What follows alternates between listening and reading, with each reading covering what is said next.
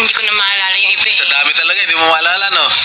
Sino-sino gumagamit itong mga luxury cars ninyo? Sa dami nyo ng kotse. This is really, for me or for all of us, for all the Filipino people watching, this is unbelievable. To have 28 or 40 luxury cars. Ito yung buhay mo. 5, 10, 15, 20. Nag-aral ka hanggang 20 years old. Tapos, magtatrabaho ka hanggang 60 years old. Imagine, ang tagal niyan. Puro pagtatrabaho lang yung ginagawa mo.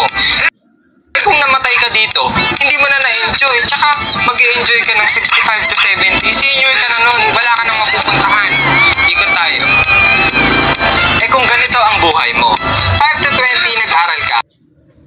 Lahat ng natutunan mo dyan, in-apply mo sa illegal, which is 25 to 30 years old mo. 5 years lang. Tapos itong 35 to 70, enjoyment na. Diba? Sobrang ganda ng buhay kapag nag-sacrifice ka dito. Naging illegal ka. Tsaka dito, buhay pa yung parents ko, matitreat mo pa sila. Kaya kung ako sa'yo, mag-illegal sa Pilipinas may pag-asenso kung marunong kang mag-abusong. Ito, ang bid nyo po ay 1 million pesos para sa tulay. Ang talaga? Paano po yung gagawin? Kasi, pinunta ko yung project eh. Nakita ko na kaya kong tapusin sa 1 million lang. 1 million pesos eh. Paano mo gagawin? Kasi, ang gagawin ko, hindi na ako kukuha ng mga professional. Mag-aapit pa yun eh. Ako na lang mag-isa ang gagawa. Kaya ko gawin ko. Kaya niyo yan ha? Ako na lang. Oh, that's very good. Good. So ito na po yung papeles ninyo, no? KitKat Construction. Okay? 5 million ang bid mo rito? Opo, Mayor. Tama po kayo dyan. Kasi po, professional contractor po ako. Kaya garantisado po na maayos at maganda talaga ang trabaho. Okay, Bando Development Corporation and marami ka palang mga businesses dito, no? So, ang bid mo rito is what? 26 million pesos.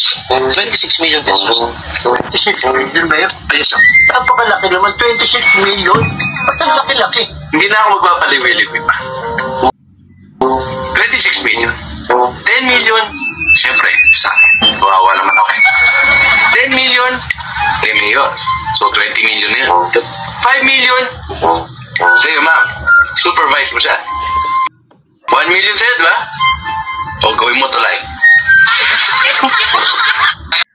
Alright guys, dahil maritis tayo ng social media guys, ay makikisaw-saw tayo dun sa usapan ngayon regarding sa flood control project ng mga kontraktor, no? So, nakita natin na naimbestigahan si Sara Diskaya. Yung mag-asawa na yan ay napanood ko talaga yan kay Julius Babaw. Kasi mahilig kasi akong manonood sa mga taong successful ba sa buhay. Kasi malay mo makakuha tayo ng idea na kahit malang anino nila ay maabot natin, no? So napanood ko yung interview nila kay Julius Babaw. Ngayon,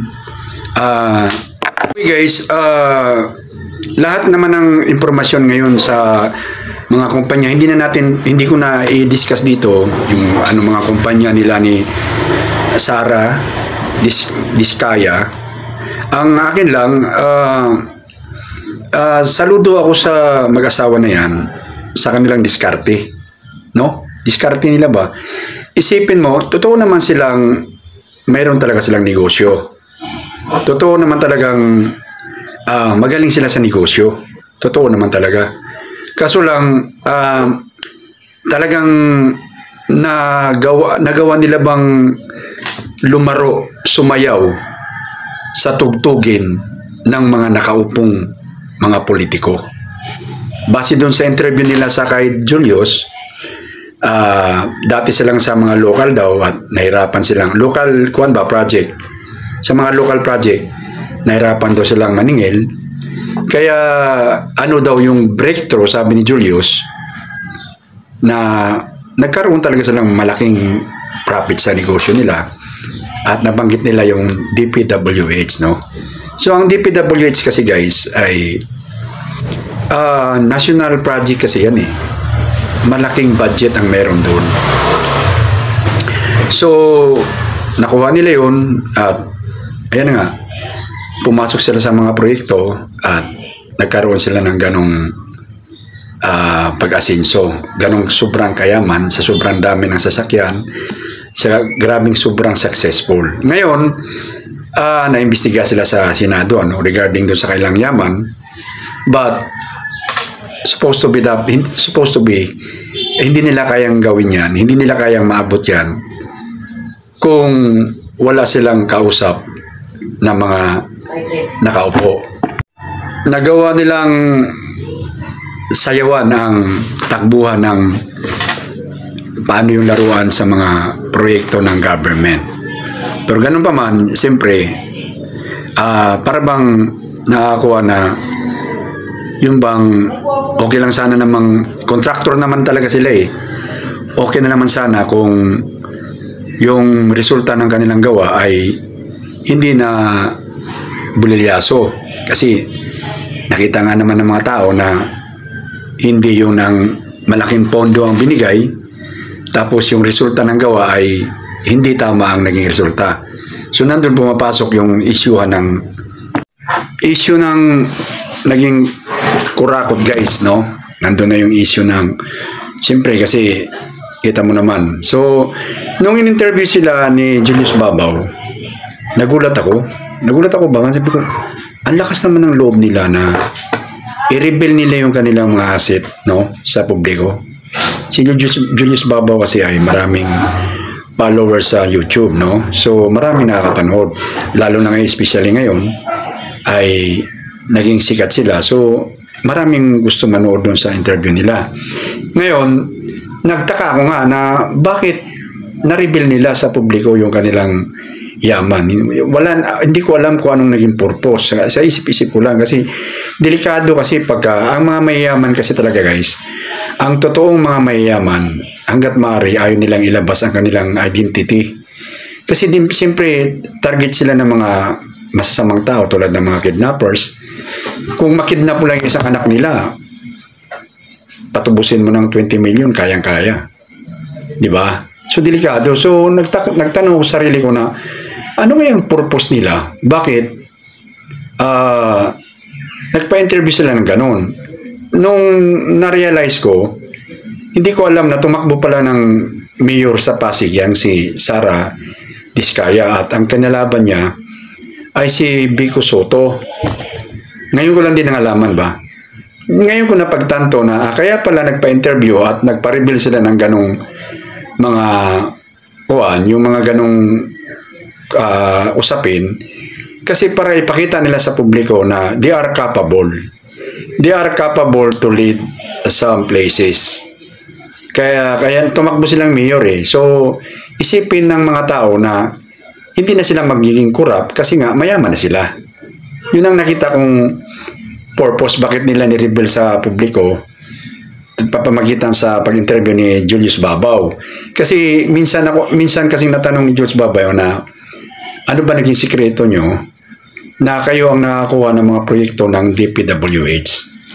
At nabanggit niya yata doon sa interview ni Julius Babaw na itong mga cars na meron kami ay to show the mga company na have a project from the government, magiging tinatawag na katiwa-tiwala sila.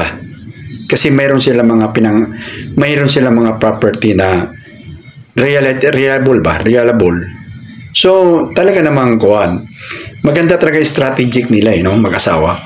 So hindi lang talaga umubra sila doon sa kandidato nila pagka mayor kay Vico Soto, natalo sila.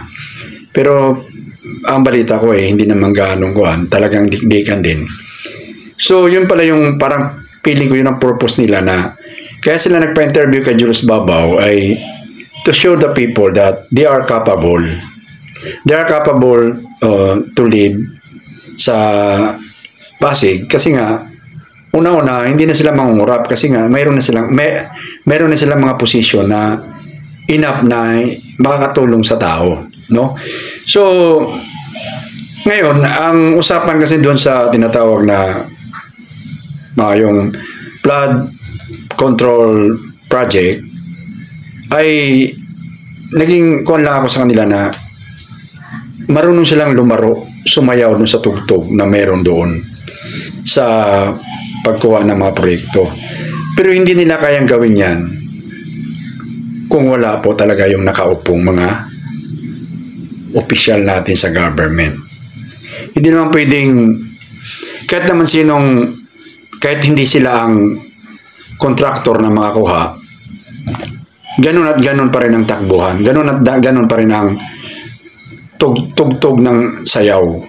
Ika nga, kahit nagkataon lang sila ang talaga nakakuha kasi sila yung marunong lumaro sa sitwasyon. Silang marunong lumaro, so sila yung nabigyan ng kunwari na award ng bidding sa mga proyekto ng DPWH. No? Pero kahit sabihin mong ibang kontraktor, hindi sila, the same at the same ang mangyayari. No? Kasi nga, ang nagmaniobro dyan ay yung mga nakaupo. Sabi nga nung Yula Yalong ba yun? Doon sa mayor ng Baguio ba yun? Hierarchy yan eh. Ang pinakamababa daw sa mga ranking na yan ay yung mga kontraktor. Sunod-sunuran lang sila kung ano ang tugtugan sa loob ng tinatawag na yung mga nakaupo na mga tao sa government natin. So sila ay nagbinipisyo lang sa mga laruan sa mga nakaupo, no?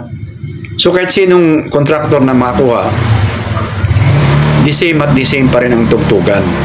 Kasi yun ang laruan, no? So ngayon, nagkataon na sila ni Sara Diskaya ang nakakuha ng most of the project at yun, sila ang naimbestiga sa naturang mga corruption issue. So, ako, napaka-saludo lang ako sa Mabiskaya kasi marunong silang sumayaw sa tugtog.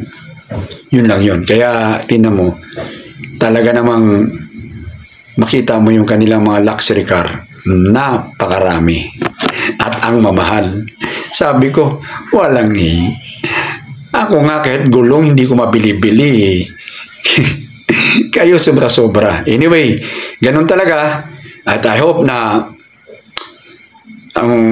may resulta yung investigasyon kasi puro investigasyon, walang resulta. Sana may resulta at mapanagot. Ang batas talaga dapat may tamang batas para sa parusa ng mga na-involve sa corruption. Okay guys? So yun lang guys. Nakikimarites lang naman tayo. Nakikisawsaw lang tayo sa issue ng ating bayan ngayon. Sa susunod na markisan guys. Bye-bye!